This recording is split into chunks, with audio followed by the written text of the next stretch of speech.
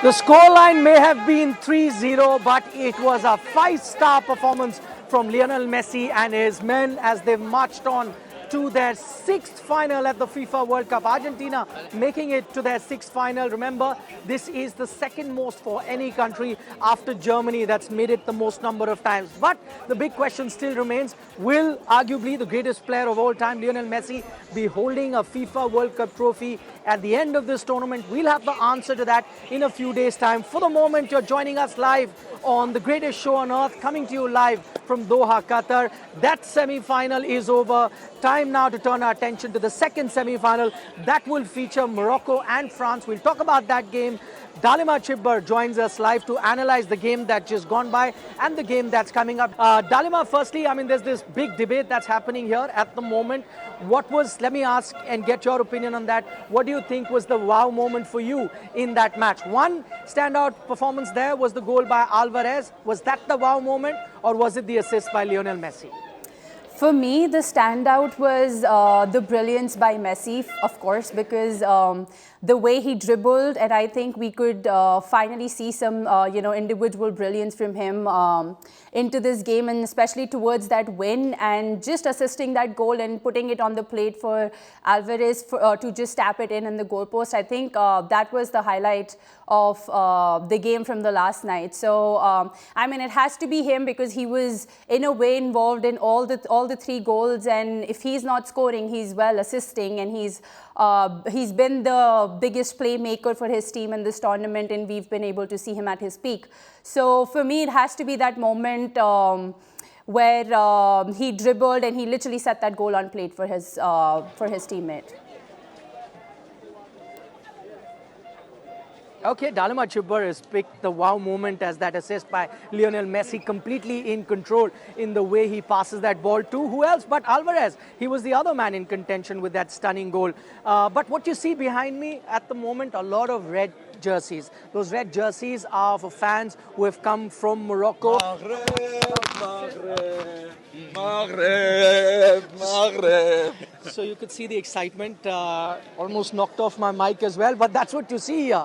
A lot of red jerseys, a lot of Moroccan fans. 7 special flights have come to Doha from Morocco carrying a lot of fans. But what we saw yesterday was different. You know, in the busy bazaars of Doha, what you were seeing were blue and white jerseys. They were building up to that semi-final. And at the end of that game, their team's performance, 3-0, they were victorious. And a lot of them I spoke to after the game at the Lusail Stadium. And they said that that was probably the best game that they've ever seen an Argentine team play. Listen in.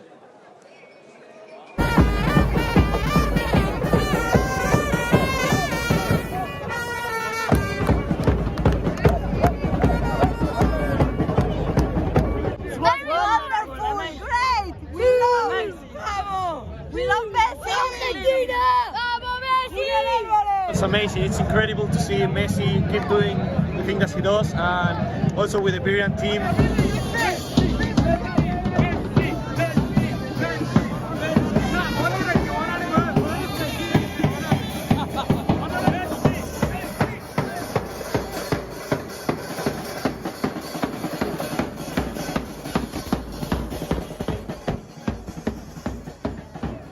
An amazing match. Messi MVP.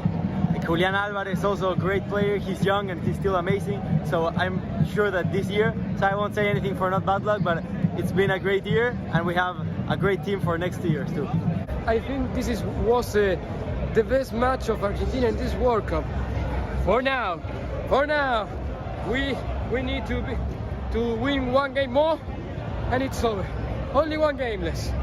Argentina, vamos, vamos, Argentina, vamos, vamos, Quilomena, no te deja calentar. Que lo que cueste, el domingo tenemos que ganar. Ponga huevo, huevo la Argentina, ponga huevo, huevo sin cesar. The final, Argentina 1, France 0.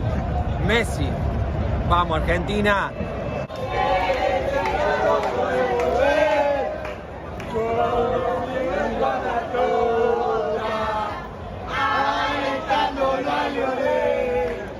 It was a great game. It was the best game of Argentina so far.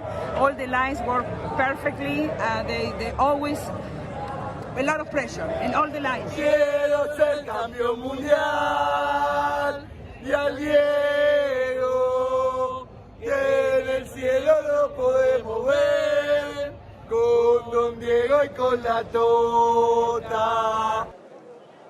All right, you heard it from the Argentine fans. They're all partying, and that party will continue till Sunday, till such time that the Argentine team takes to the pitch. But looking at that match, Dalima, it was expected to be a much closer game. You know, Croatia also came in with a lot of reputation here. But what really do you think worked for the Argentine team? And do you think this team that Lionel Messi is with, and we've seen Lionel Messi come here disappointed, losing the final, but do you see anything different in the Argentine teams that we've seen in the last few World Cup and this particular unit? Of course, like I've spoken before, you know, after the Copa America win, the side that we've witnessed for the side of Argentina that we've been able to witness has been quite different, because they've got a very positive experience to draw their confidence from. And even though they started this World Cup with a loss, I think like a lot of players had highlighted that how it was a blessing in disguise for them. So I think pretty much having that kind of experience and having that kind of confidence in the way Messi has been playing and the team has been able to come together in this tournament just speaks volumes of what this team is capable of and the potential they hold. But you know, there is a lot more emotion involved in this team. We can see the desperation of achieving that dream of like that one last World Cup trophy for Lionel Messi more than anything, because I think it's not only just him, but like all the football fans across the world as well who believe in his dream and who want him to do well, and the team as well. Like, you know, we want them to do well and achieve the World Cup trophy. So there is so much of emotion involved. And right now, as you just showed us as well, the instances of how fans are so positive and they're looking forward, and how everybody's just looking at Messi, everybody's just looking at Argentina, because the kind of performances we've been able to witness from this man has been outstanding. They have set the standard, and the kind of legacy he's going to be leaving behind is going to be something to reflect on for the coming generations. Make a prediction. I know all predictions have gone against Morocco so far, but they've proven everyone wrong. This time, are you going with the favorites in France, or you're saying no, another upset coming our way?